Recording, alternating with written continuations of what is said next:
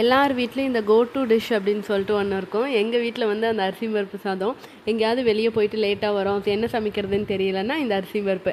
இல்லை நல்லா கிளைமேட் வந்து சில்லுன்னு இருக்குது, சூடாக ஏதாவது செஞ்சு சாப்பிட்ணும்ப்பா அப்படின்னா அரிசி பருப்பு.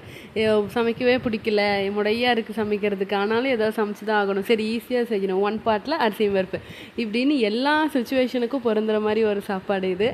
இந்த கோயம்புத்தூர், ஈரோடு, திருப்பூர் இந்த சரௌண்டிங் இருக்க பீப்புள்னால கண்டிப்பாக வந்து ரிலேட் பண்ணிக்க முடியும்னு நினைக்கிறேன். வாரத்தில் ஒரு நாள் இல்லை 2 நாள் கண்டிப்பாக இந்த அரிசி பருப்பு தான் வந்து போடுவாங்க. இதுக்கு வந்து பெருசாக சைடிஷ் எதுவும் வந்து தேவைப்படாது. நல்லா அரிசி பருப்பு சுட சுட வச்சு மேலே நெய் இல்லைன்னா வந்து தேங்காய் எண்ணெய் ஊற்றி, சில பேர் தயிர் கூட சாப்பிடுவாங்க. ஊறுகாய், வத்தல், எக்கு இதெல்லாம் வந்து இது கூட பெஸ்ட்டு காம்பினேஷனாக இருக்கும். இல்லை எதுவுமே இல்லைனாலும் வெறும் அரிசி பருப்பு சாப்பிட்டாலே வந்து அவ்வளோ சூப்பராக இருக்கும். எனக்கு தெரிஞ்ச நிறையா பேர் வந்து இந்த சரௌண்டிங்கில் இருக்க பீப்புள் வந்து பிரியாணியாக அரிசி பருப்பான்னு கேட்டால் அரிசி பருப்பு சொல்லுவாங்க. அப்படியும் நான் வந்து பார்த்துருக்கேன்.